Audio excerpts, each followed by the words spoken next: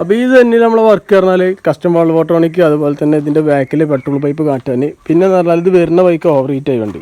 അപ്പോൾ അതെന്താ ചെക്ക് ചെയ്യാൻ വേണ്ടിയിട്ട് നമ്മൾ നോക്കിയപ്പോൾ പറഞ്ഞാൽ റേഡിയേറ്റർ പറ്റി ബ്ലോക്ക് ആയിട്ടുണ്ടാകും. അപ്പോൾ റേഡിയേറ്ററിൻ്റെ വെള്ളം ഒഴിച്ചാണ് ചെക്ക് ചെയ്യുമ്പോൾ പറഞ്ഞാൽ ഇവിടെ ഒരു പൊട്ടുണ്ട്. ഇപ്പോൾ ഇത് അയച്ച ടൈമിൽ അതിൻ്റെ ഒരു വീഡിയോസ് എടുത്തു ഇതിലുള്ള കച്ചറയും കാര്യങ്ങളൊക്കെ. അപ്പോൾ അതൊന്ന് കണ്ടോ കിട്ടും നിങ്ങൾ. ഒറ്റൊന്നുമില്ലല്ലേ, ഇതിപ്പോൾ ഇത് അണ്ടറുള്ള ഒഴിക്കുന്ന ഭാഗത്തുള്ള രണ്ടെണ്ണം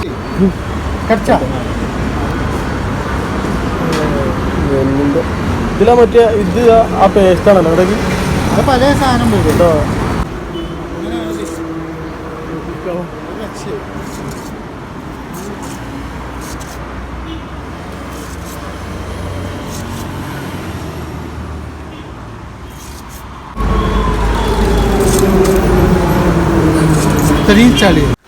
അപ്പോൾ ഇതാണ് ഇതിനുള്ളിൽ വരുന്ന കച്ചറയും കാര്യങ്ങളൊക്കെ. അപ്പോൾ നമ്മൾ ഈ അപ്പർ ടാങ്ക് മാറ്റിയിട്ടുണ്ട്. അപ്പർ ടാങ്ക് വരുമ്പോൾ ഇത് കണ്ടോ, ഇത് മറ്റേ ഈക്കോൻ്റെ കേട്ടോ. ഇതിന് അടിയത്തെ ലോവർ ടാങ്ക്, ഇത് അപ്പർ ടാങ്ക്. ഈ ഒരു ഭാഗം നമുക്ക് കംപ്ലൈൻറ്റ് വന്നിട്ടുണ്ടെങ്കിൽ മാറ്റിയെടുക്കാൻ കഴിയും.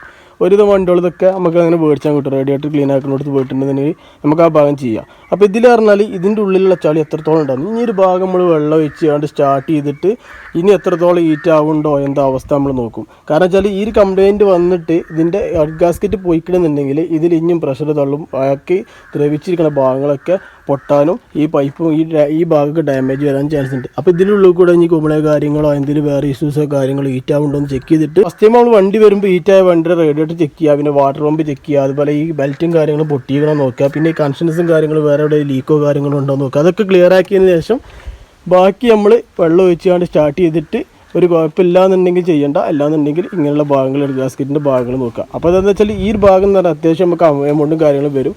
അപ്പോൾ ഇത് ചെക്ക് ചെയ്തിട്ട് മറ്റുള്ള ഭാഗങ്ങൾ നോക്കുക. അതുപോലെ തന്നെ ഈ ഫാനും കറങ്ങുന്നുണ്ടോ എന്താ അവസ്ഥ എന്നുള്ളത് ചെക്ക് ചെയ്യുക. അപ്പോൾ അത് നമ്മളിപ്പോൾ ഇനി റേഡിയേറ്റർ ഇതാക്കിയിട്ട് ഇനി ബാക്കിയുള്ള അപ്ഡേഷൻ ഞാൻ അടുത്തൊരു ഷോർട്ടായിട്ട് ഇടാമെന്നില്ല കേട്ടോ.